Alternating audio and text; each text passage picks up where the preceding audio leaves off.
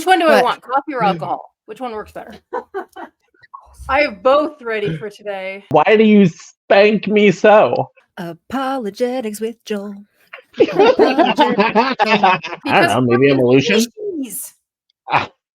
And What? why? Can you tell me how to get to Sesame Street for the average man, because I am not the average man. I have chosen a life of God that is much higher than this mortal existence. They used to call 40 over the hump, so it was over the hill. like 40, Over the hill. Yeah, over the hill was 40. Yeah, over the hump, over the hill. Over the hump, getting over the humps, because women have lost their use to me at this point. If that's where all the Christians will not be, sure, I'll go to hell. Sounds like a cool rave party. Roll the dice. Welcome to Unpack-it, the inappropriate and unruly show where former cult kids read the books of their former cult. We are Patti and Nancy, and we're the Apostate Sisters. Here with us for this series is our dear friend Joel of Mr. Difficult on TikTok and YouTube. So you guys, we finally have done it. We're like here at the moment of penetration, I think, right? Like we've made it through the doublespeak, the craziness, the new morality bullshit, and we are here at chapter 8, the biological differences. Or we're being edged right now. Like we're on the edge. I don't know that I want to be edged by Armstrong, but it's okay. For me as a Christian, it's like I could say exactly the same thing for me myself, because now I'm not engaging in just a bubble of Christianity. I'm engaging in a bubble of other realms of thinking. And so which is something, it's like a fortress that is built around Christianity, not to talk to the outside. And to me, that's it's like, here I am, having left the dark side and joined the rebel forces, and so it serves the purposes of people who would like to keep us apart, for us to be all up in our about our faith or our atheism or whatever. So we're doing things together by accepting each other and talking about these things just out in the open to make a better world. Like we are actively making the world tomorrow. Like fuck all the way off if you don't think so, because we are. Get rid of the us versus them mentality, and I think we're all well on our way. Although I am a man, I just have to say it is me versus you. So you absolutely don't have vagina privilege, is what you're saying. That I understand. Divination means to ask divine guidance. So, divine. You are divinely inspired. So you go to the gods and you say, "What shall befall this situation?" And it's like a future prediction type. It's like a prophecy maker thing. Then you have. So feminist of you, Nancy. Wait, what? Wow, right? How misogynistic. So it's coming from a divine source. That's divination. Clairomancy means to see clearly. And so the casting of lots is usually associated with clairomancy, which is like, should I do this? Should I do that? What do you want me to do? It gets you out of the equation. It's more about like what the God's will is. And then you have, but divination is more like, can you tell me the future? Tell me so that way I can know the things that are up ahead.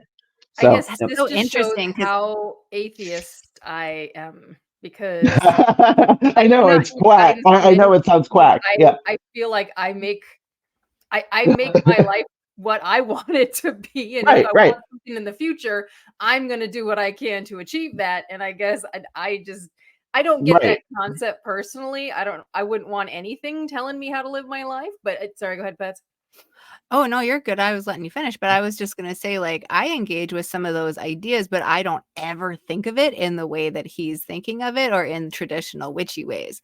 Like if I engage with some sort of divination tool, for me, I'm understanding that there are conscious traumas and things for me that are probably going to get in the way of how I think about something. And to me, I see it as a way to get under the surface of that and let my subconscious have it say a little bit, and then I can consciously evaluate it from there. So to me, it's perfectly within the natural. But it is some of those same, kind of like mind trickery tools, or like tricking my own mind in order to get at the parts of things that I've hidden from myself because of traumas, if that makes sense. Yeah, it makes a little more sense, but I'm still, it's still out there for me. I'm sorry. Right. That's fine. But I think the same thing you say about you're going to do whatever you have to do to make things happen in the world, I think that too. Similar. And I don't think Joel's against that either. Like, I don't think you're sitting around, Joel, and waiting for God to do something, right? No. Right. And I think one thing to clarify too is that you asked me before if I got a result that I didn't like, if I would be willing to back out of it. So yeah, there is a faith concept in there, and it's like, am I willing to do it? Am I being tested? That type of mentality. However, when I made the vow, when I made the vow, I made it with the intention of it being lifelong, but I can always cut my hair, meaning that's my back door. That came out wrong, out the back door wrong. So that's my back door. That's my exit strategy. If I feel as if I'm being abused by God in any way, if you know what I'm saying, if I'm being abused or like not like being like actually just being discarded and played with and toyed with, I have the ability to shave my head and be done with him. It's my plan B, I guess you could say. By the way, there is a gay bar in Madison, Wisconsin called Plan B. That's amazing. Random, I know. It's hilarious. Sorry. I sometimes I don't hear an entire conversation, but I'll hear like trigger words, and I'm like, oh, that reminds me of something, and I got to say it. I don't know. It's nope, me too. Nope, got to get it out there. ADD or autism or whatever the fuck's going on. I'm sorry. Okay. I'm very similar. Have to get like this thought out. Yep. Yeah. Should we do this? So we took this shit off. Let's see. All right. So we are on chapter 8, the biological differences. Oh, you guys so excited to know what they are. Now you have, in brief, the missing dimension in sex knowledge. What was it again? It was like God. Divine revelation. God's divine revelation. Yep. Okay. Yeah. At 7 chapters, and we finally got to that one answer, huh? Okay. In all books pretending to impart information about sex, the half from God's revelation should have come first, as indeed it has been placed first here. Okay, well, you heard it right now. God wants to come first. So yeah. Well, yeah, we know that. Until his long-awaited second coming that has been building up for thousands. At least we know he wants to be the penetrator. All right, the section, the foundation.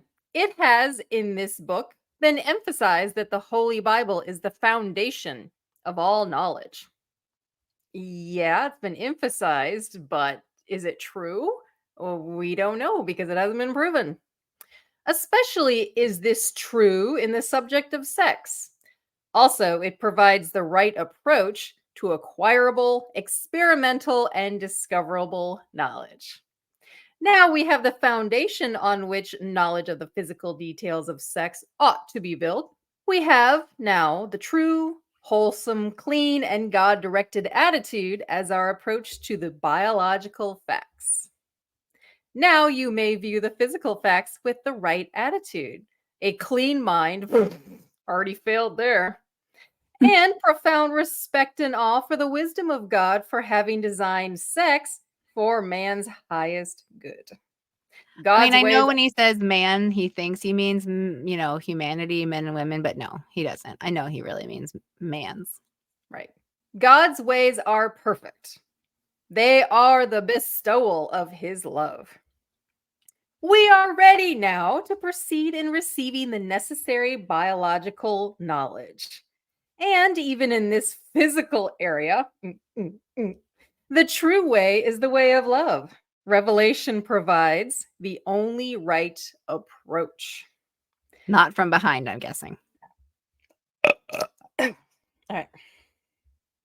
There are two biological differences we need to understand. First is the difference between human and animal females. Really? He's going to start. Okay. Holy shit. He's not even going to start with the biological differences between two humans. No, he's going straight to us females and animals. Okay. I just had a weird image. I just had a weird image of him in a farm, like, or some sort of like stable area or pasture or something. And it's like you have all these various animals, and then you have like this human woman at the end of it. And then you have Armstrong going down the entire row, checking every single one and saying, "See, this one is not the same as this one here. And God designed this one for this thing here." Is there a meerkat in there? Cardinals. Like, what the fuck is he really going to say is that different about human females versus animal Oh, females? I'm interested now. Oh, yeah. We're all animals. So far as reproduction itself goes, the physical process is the same in humans as in mammals. Because humans are mammals. Cha-ching! Profound, Mr. Armstrong. But beyond the purpose of reproduction, there are vital differences. All reproduction in animals and humans comes from a union of male and female elements or cells. Most all physical life is carried on by reproduction through sex. Walt Whitman wrote that we see everywhere sex, everywhere the urge of procreation, flowers, plants, vegetables, the whole of the animal kingdom from the smallest insect to largest mammal, and humans too, all are male and female. The whole of the animal kingdom? And not all female animals require a male animal to reproduce. Parthenogenesis, that's what it is. The reproduction without a male, just like my bugs. And then there's like certain species of like rat and things that have lost their Y chromosome, and that humans are losing their Y chromosome as well. And that's usually the thing that defines male and female in terms of like your assigned gender. But then what happens is if the Y chromosome disappears, how will that actually distinguish between the two? And the rats, for some reason, and the vole, there's like a certain vole, they've already done it, and they are still male and female. So the question is, what else determines it? And they just discovered that we don't know if the Y chromosome is the only thing that determines malehood. I mean, penis really is kind of like a vulva on different hormones. Yeah, and well, it's little branches like a wishbone. If you're born with an assigned gender, okay, first of all, let me just clarify for anyone watching. I think I know the difference between sex and gender. I know they are not interchangeable, although some terms are, like your assigned, like gender versus like your sex at your birth. Anyway, so I just want to say that. Anyway, no disrespect. I'm just trying to get like a concept out in terms of like We're all physical anatomy. The physical We're all anatomy. learning, it's okay. I wonder, because I was born with as a male, I cannot project what a female feels when like there are certain sexual things that are happening are like. And neither can I really project what it's like for like a guy who has his foreskin spill or something like that. And so for that reason, it's like it's really interesting to me thinking like, does that location actually feel similar to what I feel like in a similar location if we were to compare the anatomies of the two? Like, does it actually compare and contrast the two? Right, and be like, do you have the same sensations for this and this and this? And yeah, because it's like, for example, when we have testicular pain, the pain we feel is where your ovaries are. And so I think they are interrelated in terms of nerves and pleasure and stuff like Oh, that, and for like sure. what pleasure we feel. I think because people talk about the female orgasm being so diametrically opposed to the male one, and I'm I'm not so sure, because when I was a child, I could have multiple orgasms at a time, in one go, just like a woman can. And so yeah, it's interesting. Some guys can. Absolutely. Mhm. At least twice. And oh god, my kid's over there. And Okay, well, you could just I mean, say a number. and it's not only men that ejaculate, so There's an old Latin phrase, Oh, omne ex ovo. Is that how you say it, Joel? Omne ex ovo? Okay. I'll guess later. Go ahead. All right. Meaning everything comes from an egg. I guess that explains the chicken or the egg question, right? apparently. Okay. The beginning of reproduction in mammals and humans is from an egg or ovum. What are the Romance languages, Joel, besides French? French, Spanish, Portuguese, Romanian, I'm sure Italian, Dalmatian, I think. The Dalmatians. Yeah, like the 101 Dalmatians. Yeah, Dalmatian, I think, is a dead one. You already called me Cruella de Vil, so we've got a theme going. We're gonna hear it one more time. Yep. And then Romansh and Romansh is another one, and that's in Switzerland, and that's the closest one they think to Latin itself. And it's still alive. And yeah, various little ones like Walloon in Belgium, and Catalan in like Spain and France, and Occitan in southern France, and yeah, those are they're all based on Latin. But not the Basques. Notice that no, not the Basque, and notice that I didn't say English. Never mind. I'm not getting into that. I'm not getting into that because I'm going to nerd out. I'm done.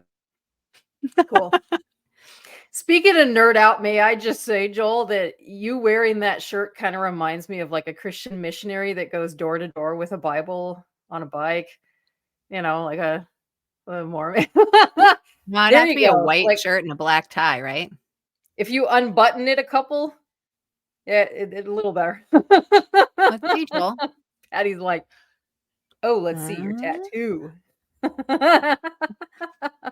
The ovum always is produced by the female, yet every ovum, human or animal, yes, is infertile of itself.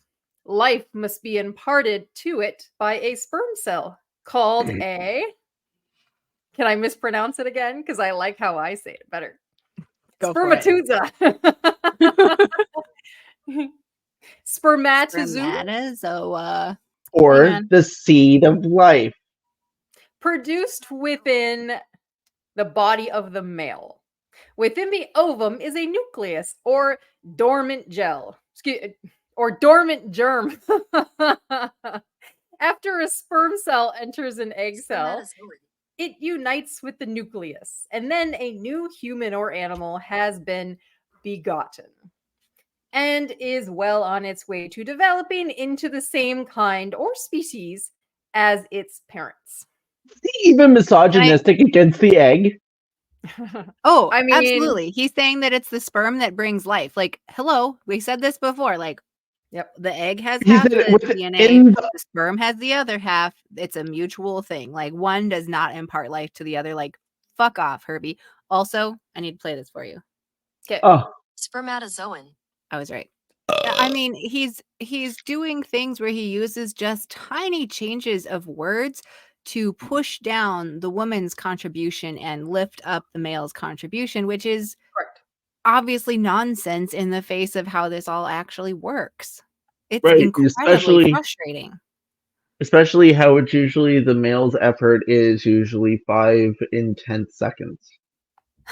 The male's effort in the making of a child. Yeah. The most intense labor that the man had to go through was 9 months before the woman had to go through it, and it was just as sweaty, probably. But it is cool how the word for sperm that we use today really means the seed of life. I think that's a really interesting when we actually start looking at certain Greek roots and Latin roots and stuff. It is cool to think about the meanings. Well, I mean, at some point, humans figured out those parts actually were a thing and doing all the things, right? I don't know when we figured out sperm and ovum exactly, but like they started figuring out what did it, because for a long time during the goddess religions of prehistory, we had the thought that like it was female only and that it was related to the flow of blood, which obviously it is related to the flow of blood, but it was that idea of like, oh, that's just what happens. A woman grows up and starts having blood flow and then she swells up and makes new humans, right? Like there wasn't an understanding of that whole process, which I kind of don't want to go into why they might not have understood that difference. It makes me think maybe there was everybody having sex with everybody no matter what age, and it was just after the blood started flowing that the swelling up happened. So yeah, like I said, I don't really want to go into why they recognize that, but there you have it. This was ancient stuff. Who knows, right? Pat, do you remember that temple we yeah. went to in India? Actually, I want to say it was an ashram. I think that one there in Coimbatore. We walked in and we looked up, and it was clearly a vulva with water dripping down onto the phallic stone. The Oh yeah, that was yeah. at Sadhguru's place. Yeah, So was that temple's version of a little Cupid peeing in a pool? I suppose so. Except it was much more obvious that we were trying to. It was trying to imitate a cervix and a penis going on there. Yeah. But other cultures made that just so normal and a part of life and incorporated it into spiritual practices and everything, right? It's like somehow, I don't know, was it Middle Ages that Europeans got all like, oh, sex is bad and Yeah. took it a whole different direction? Like Which the is rest the of the time world was period. not like that. Yeah. Well, look at Bhutan. Remember, we had talked about that in another episode. There are penises drawn everywhere around that country. Like it's seen as a sign of strength. People even like carve dicks into their homes with hair on the balls and everything. I mean, they're all over the place. Was it Bhutan that made the foreskin lamp? The one that you stick on your wall and it looks like an erect penis that if you roll the foreskin up the shaft, it'll turn off the light, and if you roll it down, it'll turn on the light.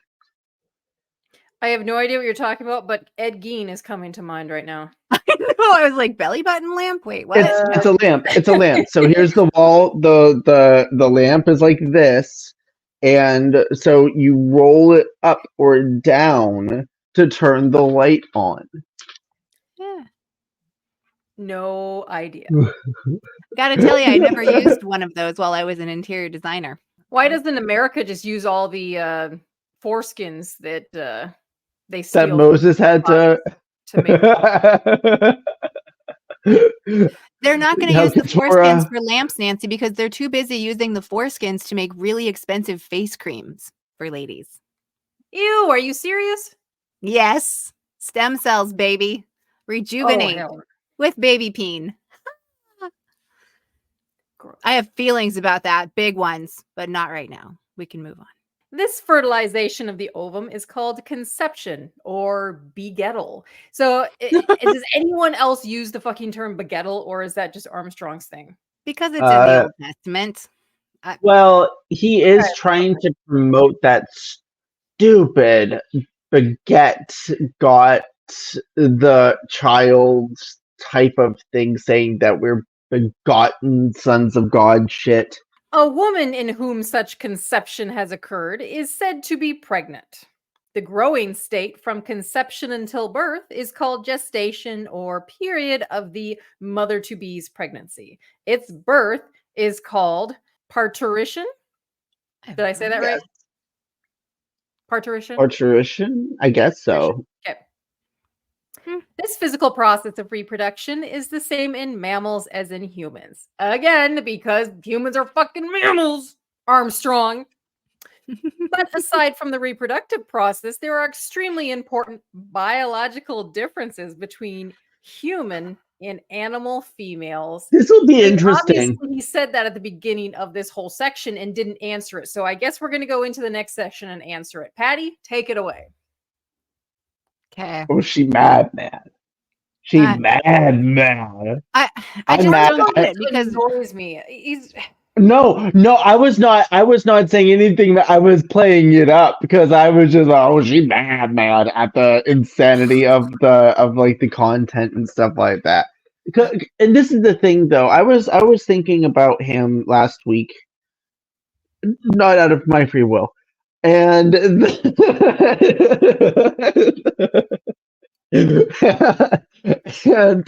I was just thinking to myself about how people got trapped inside. Actually, I made a video around the same time talking about like how it just sucks you in, and that how you're so ingrained to think that you're right, and it's just like.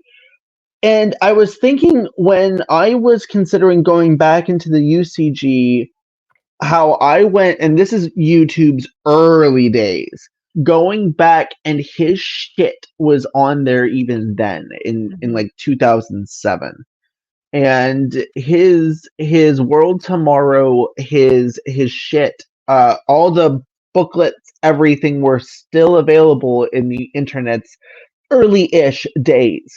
And I remember sitting there and watching him and thinking to myself how inspiring he sounded, and how right he sounded, and how this is somebody that I could get behind. And and here I am today, listening to Nancy get fed up with his bullshit tactics, and I'm sitting here still reeling from realizing a couple of days ago. It really hit me. What I did was I turned in my head. I turned on a switch to feel the same feels that I felt when I first watched him, and it scared me because of how alluring he could seem in the right place, and how powerful that is. And even though we've been making fun of him this entire time, it's like I had to sit back and recognize this guy was insanely deceptive. So well, it was your early imprinting too. I mean, it's worth thinking about Yeah. that specifically for you, but I don't think you're wrong. I mean, obviously he convinced a whole bunch of people who maybe should have known better. And still, he still has thousands and thousands of followers. Yeah, apparently. So I guess Grace Community International has 63,000 now, which is what the WCG became. Really? So that they're mainstream. Right. So they're they are the WCG, and so they still say have 60,000, and so at least they're growing. Like I'm just happy that they're okay because of all the BS that happened with them. But that they're still okay. I don't know what they're okay, Joel. I don't know what their theology is like. I honestly don't. I have no way. I can't say if they're harmful or helpful. I honestly can't. So, but I can say that they're not the WCG anymore. Oh yeah, we're going back to that. Sorry. Okay. Okay. Shall I read? Yes. Okay. I'm glad we can get at each other like this, Joel. That's important that we can do. Yes. Oh, whoa. Well, Did I get one of those? I got one too, dude. Actually, I have two of them. Children? I have 3. Oh, hell no. Okay, we can't do that on YouTube, Joel. All right, in case y'all didn't know, women are different from female animals. Let's find out how. Those sluts. In both women and female mammals, the ova are produced within the body by germinal glands called ovaries, of which there are 2. So this is like fully a sex ed book. That's what's happening here. In women, an egg cell or ovum is produced approximately every 4 weeks. That is not correct. It is not produced every 4 weeks. It matures every 4 weeks. They were already there, Herbie. Hey. If the ovum, we are born with all of our eggs as females. Like sperm too, like how they kind of like the sperm that you have available will be there for a while. So Well, it's a process of like 2 or 3 weeks or something to make sperm, and they're made all the time. But what I'm right. telling you is he's Oh, saying how here your that an eggs are ovum is together. produced, but that's not true. All the Mm. eggs are there. They're simply just not matured, and it's the cycle of a woman that makes one of the eggs I gotcha. ripen and mature and then be released. So like my eggs that are in my body were in my body when I was a fetus in 1979. Okay, if the ovum is not fertilized, the uterus discharges a little blood. This is called menstruation and will be explained more in detail later. I am just so Excuse me. glad that we're going to hear from Herbie how menstruation works. Menstruation occurs normally in women about 13 times a year, like the moon cycle. But in animals, there is no menstruation in the sense and manner it occurs in women. Yeah, it's just I don't different in think every that's true. species. It's just different in every species. Okay. Female animals have instead a rutting period. It does not occur with the frequency of humans. But make no mistake, at ovulation, women also have a rutting period. Things you don't know about, Joel. In dogs, for example, females have a rutting time about every 6 to 8 months. In other animals, this occurs less, and in some more frequently. They produce ova only in that period. At all other times, female animals are virtually sexless. The female does not allow the breeding act, and the male animal seldom attempts it. If one does, the female will fight him off with all her strength. It's not true. Like the virtually sexless thing, not when rutting. Like we observe sex for fun in other animals. We just do. And, maybe he didn't have access to all of that information at that time, but he also didn't care. His goal with this was to point out how different female humans are from female animals so that he could put extra restrictions and rules on the human females, right? That's his whole purpose here. So I'm just going to read, or I'm going to get more mad. But at this rutting time, commonly spoken of by farmers as a time when the animal is in heat. Again, I will say that you could say a woman is in heat when she's ovulating. Mm-hmm. Yeah. The sexual organs secrete substances which release an odor. That doesn't happen for women at all. I don't know why he would say that. An odor. This excites Fragrance. the animals automatically instinct to sexual intercourse for breeding. In the animal world, sex serves no purpose except reproduction. No expression of love in the human sense exists. There are certain species of fruit bats where the males will do things to the female with their mouth, and then that means that they get to mate with the female. Oh. I also saw a video once of where a gorilla went down on the female gorilla right in front of the glass, and all the parents were like, "Oh my God, get your kids!"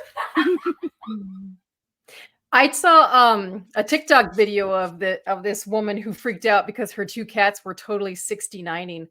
And then she's like yelling at them, like, are you serious? And the cats look at her like, oh shit, we've been caught. And then they race off. Like, are you guys seriously 69ing right now? I thought you guys were snuggling. Are you guys shitting me? One thing I never understood too is like when dogs, or like horses, for example, have their retract their foreskins. Humans humans often are repulsed by that, but it's like a natural thing that happens. It's like they're not always able to control it. repulsed by what? I'm sorry. They have erections, and so it's like they just get stiffies, and so everyone's like, well, put that away. It's like they can't necessarily just at command do so. It's like they just have to wait it out. Go time. So yeah, I don't understand like why we have such prudery even when it comes to like how animals themselves behave. It's like Right. that's insane to me. Well, it's because by this proxy, idea that it's this idea that Herbie's talking about was pretty cultural, I'm thinking, at the time too, right? That whole idea of we're humans and we're above the animals. Like he was just hitting upon that and trying to like really drive it home with some biblical stuff, you know? If we're humans and really about the animals, then why do men also have unintentional erections? That wouldn't be And the they're right also use then. told, They must have sinned somehow. and they also are told to put that shit away. And that's what like the social stigma that comes from like, oh no, like something has happened in a social space. It's like no one usually notices. I've only noticed it like a couple of times. Like it happened to someone unintentionally, but they just like were talking through it. But it's like it's so natural. It happens to everything, but yet we're so appalled by this. It's like it's not like as if like that person is about to jump on you. Now there is a time and place where that might be the case, but in a general like conversation that just happens. Like for example, women's nipples get hard when they're near like certain locations at the grocery store or something like that. So it's You're not wrong. That's amazing. It actually kind of hurts. It's like, God, it's cold right here. Fine. Yeah. Yeah. This conversation kind of reminds me of the movie American Beauty too. Have you seen it? Where the dude's whacking it in bed and his wife catches him. She's like, "You are masturbating. That's disgusting." She's like, and he's like, "Oh, excuse me, but some of us still have blood pumping through our veins." Yeah. Because, she's not fucking him. So, of course, he has needs. He's taking care of it. Yeah. Now, wasn't there a comment about that somebody else said of that couple in the movie that she keeps his dick in a jar under the sink? Yeah. Yeah. Mm-hmm. Keeps my dick in a mason jar under the sink. Yeah. Testicle lockbox.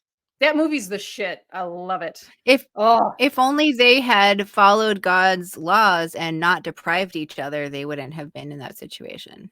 Just saying. And she ends up getting boned by the other guy that she's like in competition with in real estate. So and then at the end she's like, that was exactly what I needed. It's like that's what she needed in her life. Just like, oh, the excitement of getting boned by this other dude. Just got shaken out a little bit. It's kind of like, like a jackhammer gets in there and just like cracks up all the concrete. It's just like that, just got to get in there, get the job done, get it, and get on home. That sounded a little more aggressive than getting the cobwebs out. So, right. I feel as if I actually noticed that when I did that, I'm like, oh my goodness, I actually feel like an American man for the first time. you like layered on an extra layer of misogyny and you feel like you've achieved it now. Is that what you're saying? Okay. The female sex organs in animals are absolutely dormant at all times except during the rutting period. It would be utterly impossible to arouse a female animal sexually during all this long time from one rutting period to the next. Experiments in artificial insemination have proven that animals cannot be impregnated during the long periods between rutting times. I wonder if that's true now. Because, we're pretty good at artificial insemination of farm animals now. Yeah, okay. It might be true. I don't know. You probably still have to aim for the right hormonal time. I mean, that does make sense. Female humans do not have a rutting period or a mating period when they are in heat, except they are hornier when they're ovulating. So I'm pretty sure that's the same fucking thing. Between the ages of puberty and the time of menopause, roughly between ages 14 and 44, I'm 44. I still get my period though. Or a duration of approximately 30 years, women have the monthly period approximately each 28 days when they menstruate. Female animals do not menstruate. I don't know. They have a period. Come on. Dogs do. Dogs have a period. I think about the show Sex and the City. You remember that episode where Charlotte brings her little King Charles Spaniel dog to a dog show and it gets its period during the show, little drops of blood. So is that accurate? It gets its period? That's true. That happens to dogs. We just don't experience it that much because most people have spayed and neutered dogs right away. But when in heat, the female animal is beside herself with desire for mating, and until she is relieved by the fertilization of the ripe ovum from coital breeding by the male of her kind, she knows no rest. Actually, until the female animal is fucked really good, soon bred, she will make She will make every effort, run any risk to attain pregnancy. She's gonna get it here. She's gonna get it now, and you are coming with me. But in women, such things are utterly different. Women are never in heat. The presence of an ovum in a fallopian tube when it is ready to be fertilized makes little or no difference in either a woman's desire for or reluctance against sexual intercourse. The I Kinsey disagree. report, okay. Yeah, no, I disagree too. And we recognize now that women do have more of a sexual response when they're ovulating. Like, that just fucking makes sense. Like, Right. hello, that's how evolution got us here. Come He on. probably asked his male friend OBGYNs. Probably, or relied on evidence he gathered from his wife and whatever other women in his life he thought he had access to, and decided that they were never actually wanting him. And so he was like, oh, I guess they're never actually in heat because they don't ever like come after me wanting me. No, I can guarantee he copied and pasted from books and then he reworded a little bit. I can tell. Okay, that's fair. He did. He grabbed bits and pieces from other booklets. He really did. Yeah, it was literally a copy and change in his writings, his style of writing. And there's even a section in here where he starts saying he and she when the rest of the book is literally just he. So you know that whole section that says that is directly from another publication. The Kinsey reports and other surveys of doctors have shown that in many, if not most women, no difference whatever is noted. In the minority, the difference is either desire or the difference in either desire or abhorrence is slight and merely relative. So women don't really want it a lot, and they also don't like not want it. What does all this mean? It means that, except for purposes of producing progeny, the functions and responses of sex in women are entirely different from sex in animals. Although marital coitus should never, of course, occur during menstruation. Huh? Oh, well, the biblical law. That's what he's talking about. Okay.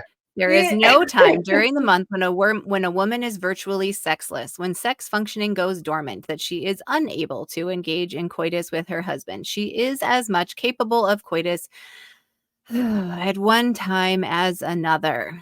Well, okay. So anytime you feel like it, you roll around and say, hey, let's do it right here, right now. You're ready for me. You are my personal sex toy. I just keep thinking about the passage in the Bible that talks about how women who are menstruating have to like leave their village for the entirety of them menstruating because we're dirty and evil and whatever else, and then we can return.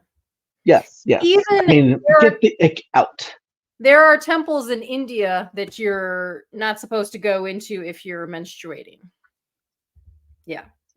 I mean, it is going back to the concept of blood being a life essence.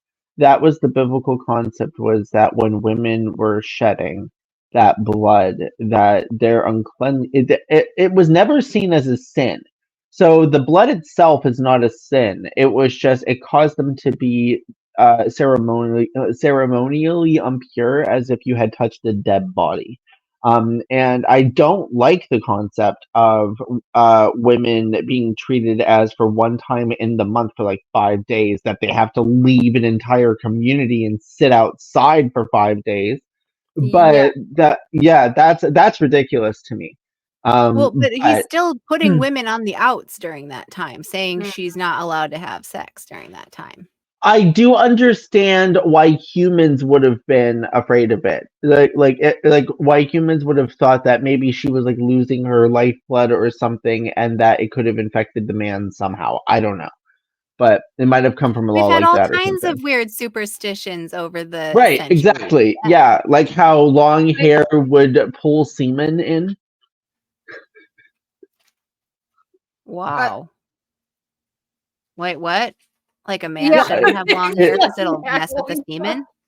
Yeah, there's it can. There was one practice where it was thought that the longer your hair, the more fertile you were as a woman. And there's another, and then it was the opposite for a man. It was the opposite for a man. So a man that took a vow, let his hair grow long, was seen as not engaging in sexual reproductive acts. I mean, this is just dead keratin cells that grow exactly the same. Long hair too grows out of all of our heads the same. What? This is the baby maker right here, Patti. This right here is the No, for it's me not. You're because I'm a you. man. For me, I'm a man, or lack thereof, and I can attest that it has been very successful in not producing a single error for me. With any of your sexual partners, is that what you're saying? You have not produced any babies with any of your sexual partners? Like, Profound, go you. What? That's amazing. Yeah, and I've had a lot. It's just I don't know if I'm like infertile or what. I know, it's just strange. Like, I don't understand why any of your partners. Yeah, after all the partners, all the positions, all the fantasies, all the Oh, speaking of positions, real quick. Hang on. Oh boy. I just It's opened my about to happen. window. Oh my god. Oh, 100 couple position challenge. It's a scratch off. it's a scratch It's a off. scratch off. It's a scratch off challenge. Oh wow! So is it like 100 positions, 100 days, or what? Is it just like in general? Like, is it you have to go sequentially? I like it. It's kind of like how I just did 4,000 push-ups in 40 days. You could do 100 positions in 30 days. Ooh. Notice how we haven't scratched any off yet. Got it. You won't see me for a few weeks. Yeah. You'll be injured in the hospital. You worked them up. Well, we got to position 48 and It's like the advent calendar for sex. it totally is. I think there are position advent calendars out there, actually. I mean, of course there is, right? Like you guys know Rule 34, right? If there is a concept that exists in reality or just conceptually, there is pornographic depiction of it. That's yeah. Because we're humans, and that's a thing we do. God made woman as well as man on a plane infinitely higher than animals. He created sex in humans as a means of bestowing reciprocal love. He created women so their sex organs may be used for the purpose of sharing love when pregnancy is virtually impossible. At least when the rhythm method advocates say it is. Yeah, there's that joke, right? What do you call people who use the rhythm method? Parents? Yeah. That's because a woman, when she's ovulating, wants to get fucked. And that's the time in the rhythm method you can't. So it's kind of a bad idea. Oh no. Especially when we have things like contraception now. Like, come on, people. We women do have sex outside of our ovulation time and enjoy the heck out of it, but there's a whole other level of things going on in our pussy parts when we are ovulating. So, but yeah, it's just that it varies so much. You can't just count days and expect it to work. Like if you're going to do the rhythm method, you're like taking your temperature in the morning. You're checking your vaginal discharge consistency. Sorry, that's what you do. That's too complicated in order to make love with one another. I mean, that's just way too complicated. Right. If some people won't even put on a condom, like, yeah, that's complicated. But the thing is, it's on the woman to do all of that. Wait, didn't they come up recently with a male version of the pill? I'm pretty sure they just did, and there's been like this major backlash because I'm pretty sure, unless it was just I saw it on an Onion post or something like that. So don't quote me on that. There's been things in development like creams and pills, but I mean, there's such a patriarchal backlash to the idea even being put out there that a man should be the one to control that. That it doesn't seem to like be marketable as a product from what I can tell. And getting your vas deferens snipped is much safer for a man than it is for like getting a hysterectomy for a woman or getting tubes tied. Yeah, I mean, in theory, it's less invasive, but yeah. That's why Suman got instead of. Oh, that's right. Yeah. Oh, I told you how my friend also got snipped, and so when that happened, we got him a cake that said lemon cake without seeds. I like it. I actually had someone that I worked with, a psychologist in the military when I was doing wounded warrior program type of work. And the guy said, "Well, clearly you do want to have kids, because if you didn't want to have kids like you say so, you would have had your tubes tied already." I'm like, "Excuse me? What? Who the fuck do you think you are?" What if I'm gay? What if I just don't have sex that much, or I'm just careful? Like, why does it resort to that? Like getting my tubes tied? This actually, it's kind of a dangerous procedure. I mean, not to knock And anyone who's done it. It just I have found out that for a woman who wants to go in and get her tubes tied, especially if she's youngish or if she's married, Mhm. as Encouraged not recently to. as the now, I have heard of doctors being like, you have to go get this signed by your husband, or they won't do it because a woman is too young and they're not married and they think, oh, I'm not going to do that. Like they think ethically they shouldn't, or some shit like that. Like, no, you're a doctor, you provide services. I'm here to pay for that service. This is how we do it. my friend, actually, my male friend, he tried to get a vasectomy done. He's under 30. I want to say he's 29 now, but the doctors refused him a vasectomy. And that is doctors putting a morality on their practice and not doing medicine. Yeah. This is my question then, and actually you brought up a good point, is like, so what if there is something that goes, because they do the Hippocratic oath, and so it's like, so they do no harm. If they perceive harm in doing something like that, like, I don't, like, for me personally, it's like, well, that doctor has every right to say they won't do the procedure, but they don't have, I don't believe, the right to tell them you have to do this in order to get it, or else I, or else, or else I won't do it for you is one thing, or I would refer them to someone else who would.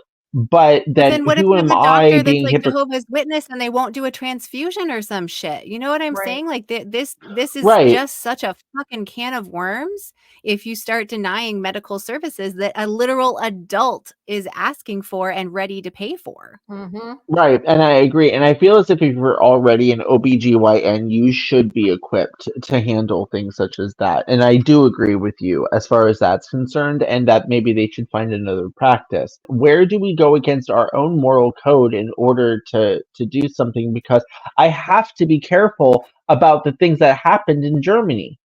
So, like, But you can't apply people your doing things. moral code to someone else. Right. It's a That's right. No, job. I agree with you. You're Right, not a and then it's like, Christian so when you're a where does doctor. that? You're a doctor when you're a doctor. Right. Okay. I've known my entire life I never wanted kids, despite probably 100 people throughout my life telling me I would change my mind.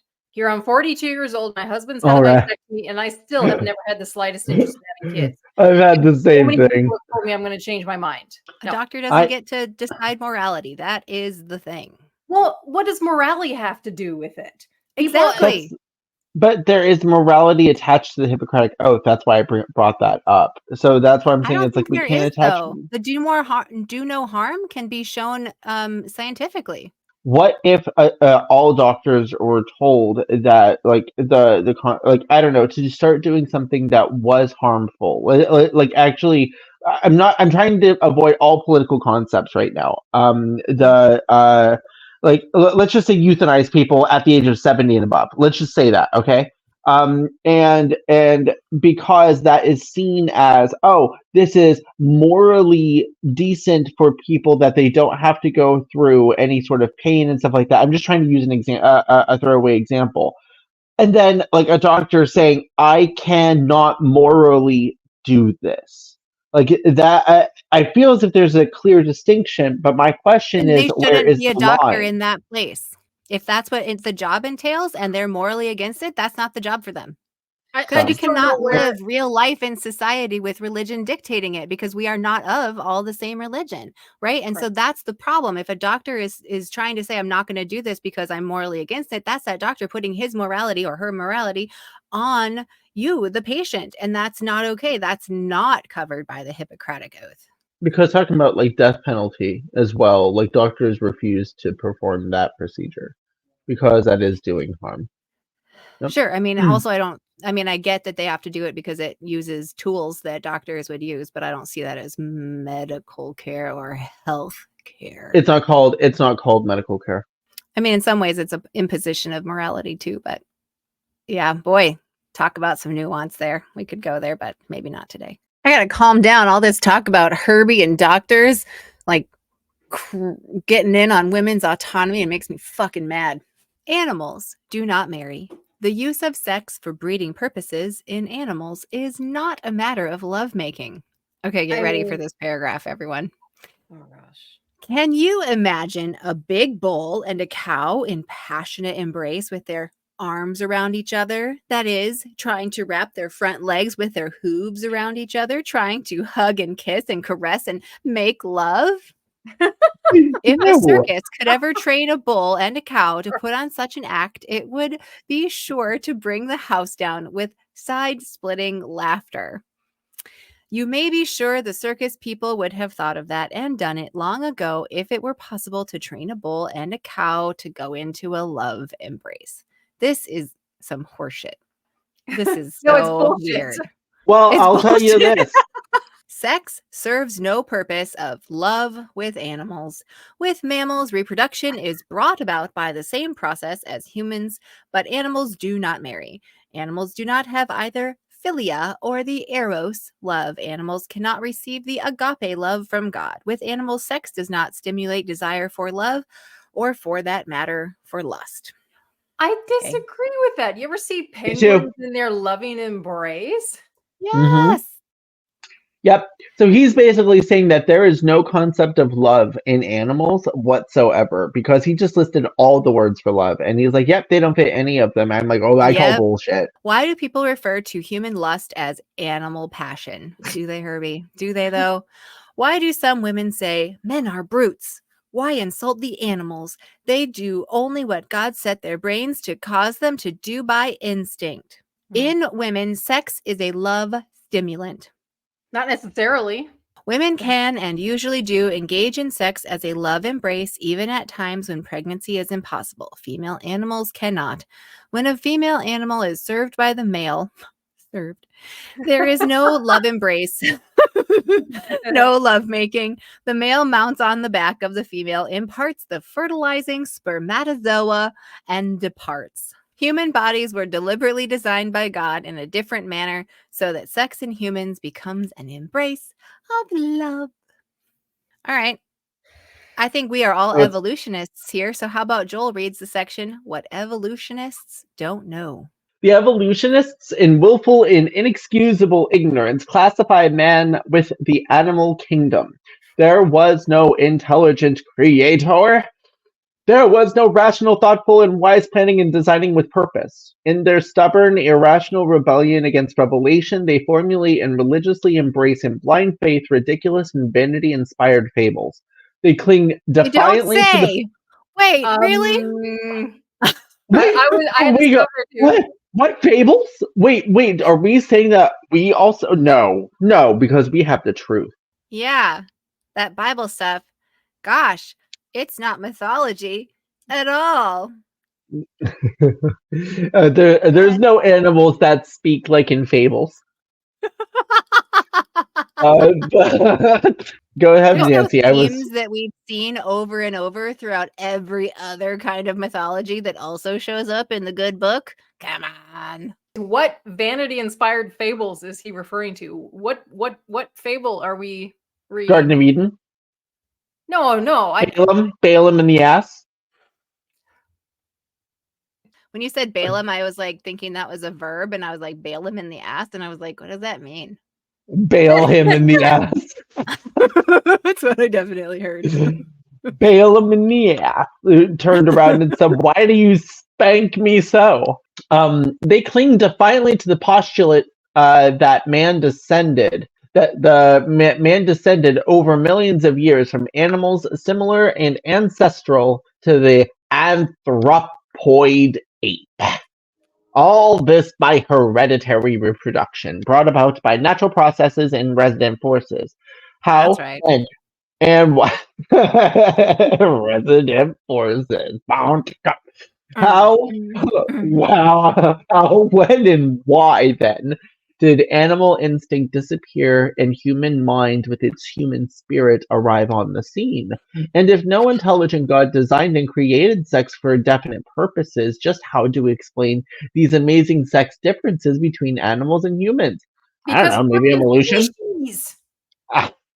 And What? why such a total gap in fossil findings? Why no intermediate species? There is yet one. Bullshit. What is he talking about? Intermediate species. He's talking about the concept of the missing link. That is so ridiculous. It's just old at this point. It's just old. It's just I an mean- old way of thinking of it. It's a thing that apologists are still trying to say that there's no intermediate thing when literally science has intermediate stuff for so many species. And we understand that it's so difficult for fossils to form that we have such a tiny percentage of what existed that has been preserved in the rock that's expected. It's expected that we wouldn't be able to like look at the lineage up the rock layers, but we do see enough of these intermediate species to understand fully how this shit happens. Like The worldwide flood. I Makes mean, so to much defend more him in the sense. tiniest bit, like obviously he's believing in mythology like a worldwide flood and everything, but to defend him in the tiniest bit, like when he was writing these things, at least the first time, these things may not really have been known at all, and it served his purposes to pump it up like this, so that's obviously why he did it. There is yet one other amazing factor the evolutionist will have difficulty in explaining. Okay, guys, we are three evolutionists together. Let's see how bad this is hard. Okay. And that is what happens after human menopause. Women have been given a duration of approximately 30 years of fertility, during which they are useful. I'm sorry. During which they may become mothers.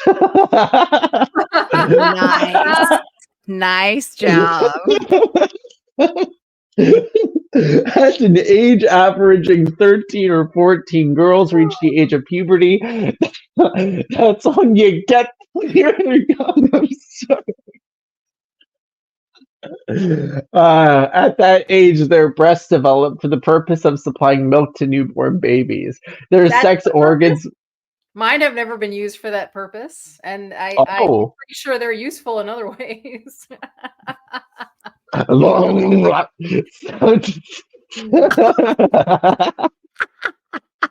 Their sex organs mature, and their ovaries begin to produce ova. No, And you said they're mature. I knew you had something to say.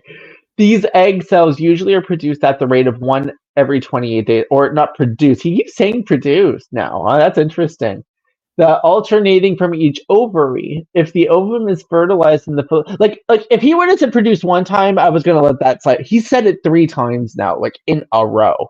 It's interesting. The science may not have been there then, but I also wouldn't put it past him to like talk about it differently to serve his purposes. These egg cells are produced at the rate of 1 every 28 days, alternating from each ovary. If the ovum is fertilized in the fallopian tube, a new human life has been begotten. Ugh. It then continues on into the womb or uterus, where it is protected, nourished, and gradually developed, ready to be born after approximately 9 months. But if the ovum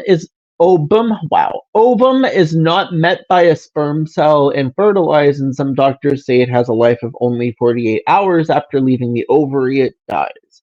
Meanwhile, with the releasing of each egg cell from an ovary, the uterus has been prepared to receive a fertilized embryo. But if fertilization did not take place, then the womb discharges a little blood, just a little squirt, through the vagina.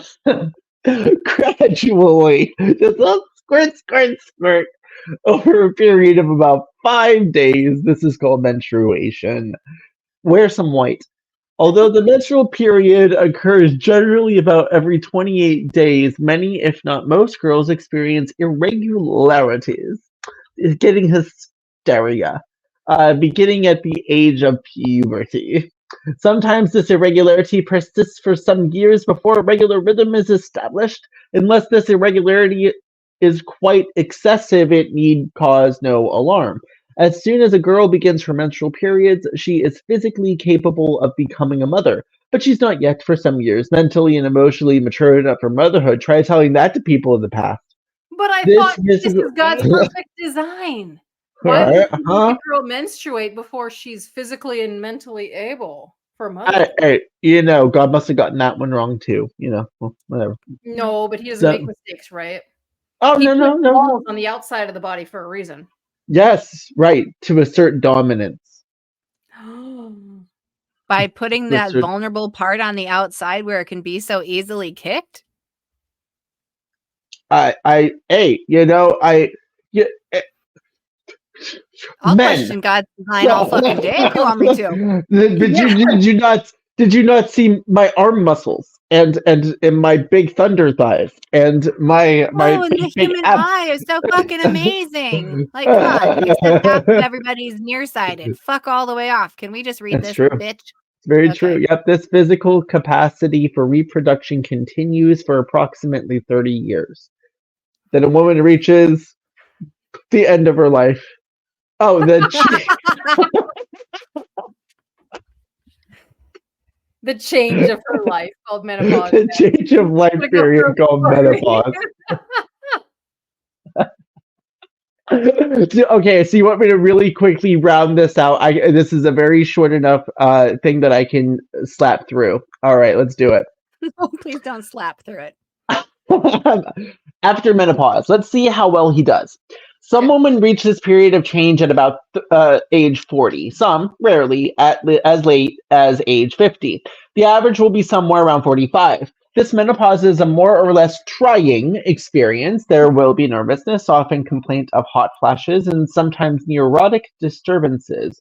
The discomfiture depends largely on physical, mental, and emotional health.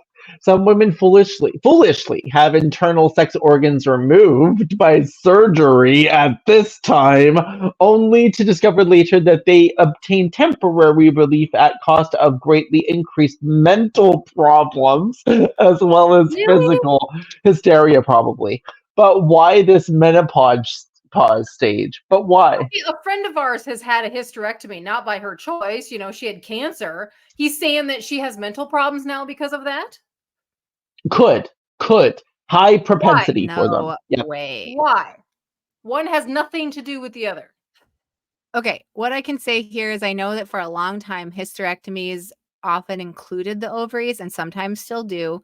And that puts a woman into like instant menopause. And so there can be some hormonal issues because all of a sudden that cycle doesn't like go through its natural winding down.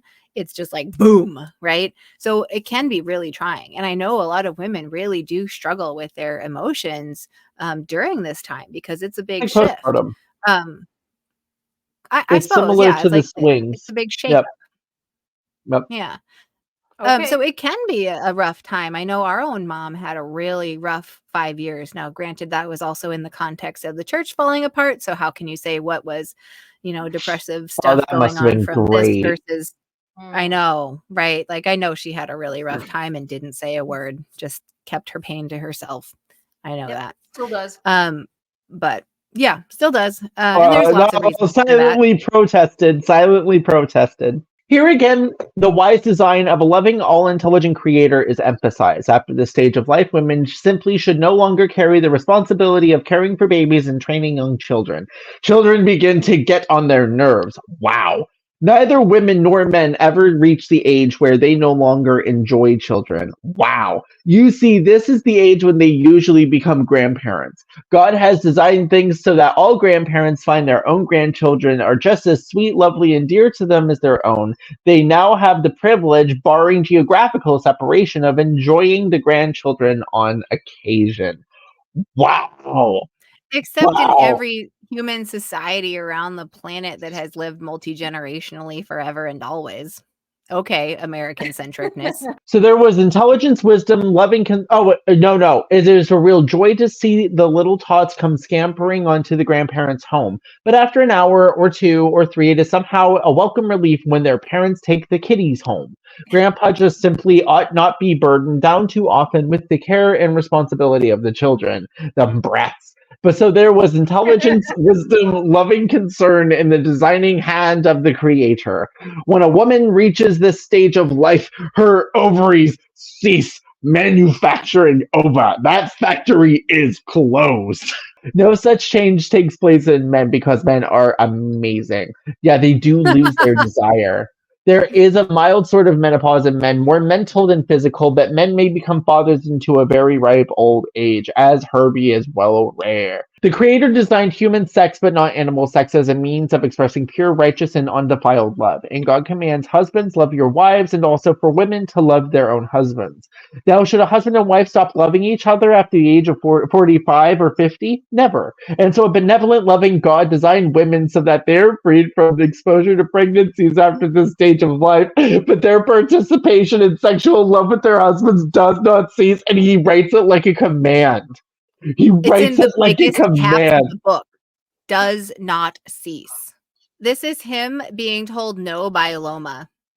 And this is him being like, excuse me, all you old bitches out there, don't do what my frigid fucking wife did. You give that thing to your husbands. Your factory might have stopped production of the baby factory, but you still have my, you are still my toy. Actually, most women are either less reluctant, if inhibited by the dualistic repression, or else more desirous of sexual intercourse with their husbands after this period than they were before. Hell yeah, I agree with that. Hell yeah. I agree with that too. I mean, it's half and half, really. So it is true that after this age, physical sex drives in both sexes begin to slow down gradually. The act of coitus will not be desired quite so often, but if the wife slows down, so also does her husband. Again, so a God who had a great outgoing concern for us, his own potential children, designed humans so that husband and wife continue to be endeared to each other by coitus all through life. And if that is true of expression of physical love, the giving of spiritual love by those endowed with God's Spirit conversely should intensify and deepen as the years flit by. Marriage is endowed. I missed that, but I got flit. Marriage is ordained until death do us part. One purpose of marriage is sexual love. When the other purpose, childbearing, ceases, sexual love continues to draw husband and wife ever closer in the bond of true love until death parts them. Can anyone contemplate these wonderful facts of the Creator's wisdom and love and power without an emotional feeling of awe, reverence, respect, and gratitude? How wonderful are the works of God's hands! So we have these marked differences between human and animal females. These physical biological differences, as well as God's word, prove that sex in humans was designed for a purpose not applicable to humans. It was designed for marriage, for family relationship, for expression of love between husband and wife, and sex provides the means for this bestowal of love until death do us part, even into old age. Loma, you better hear this. All right. We made it by the skin of our teeth. We made it through chapter 8. We still have not figured out where we're supposed to stick it. So one of these chapters, we'll get to that part. But until next time, thanks for joining us here at Unpack It. Like and subscribe, everybody. Woo! Yay! Wait, why is mine not doing it now? I know, yours didn't do it. Finally, yours doesn't do it. Finally. Yours is broken just like mine.